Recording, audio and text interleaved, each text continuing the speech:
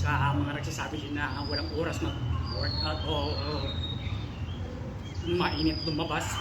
Ito lang, kahit nasa loob ka lang ng bahay, kaya mo itong gawin. Mga isang oras o 45 minutes kang ganito para nga rin tumakbo ng ganun pa rin oras. Biglang nagmayabang ano. Kung nagsawa ka na ganun pwede mong singilin. Paulit-ulit kasi nakakamay di mayroon naman ng kabila. Pag isawa ka naman sa ganun sabay patagilid. Ano ba?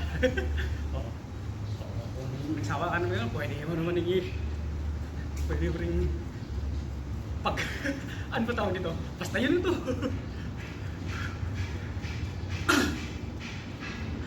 Wala namang specific na workout o kailangan mong gawin para magiging fit and healthy tayo Lahat ng movement ng katawan mo, constant o continuous or ano pa ba? Yan ang ibang term.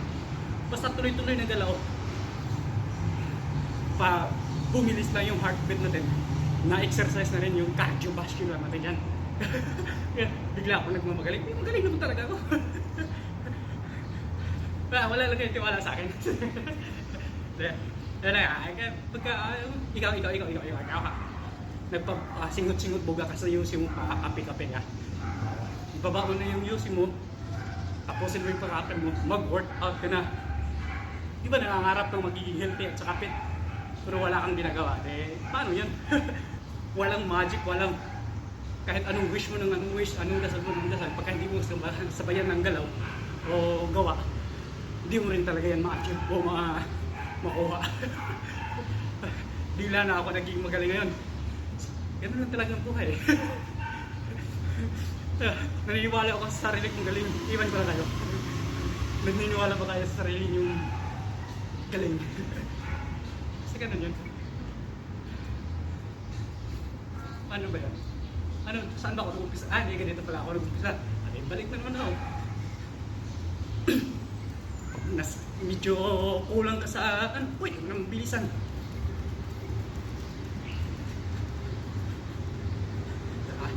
Hindi mo na kailangan ng sobrang malaking space.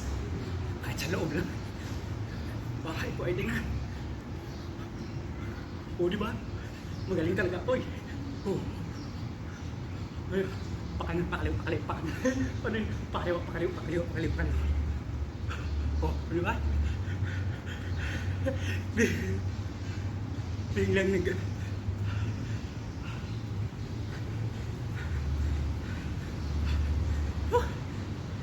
wala na akong naisip na sasabihin. Basta yun na yun.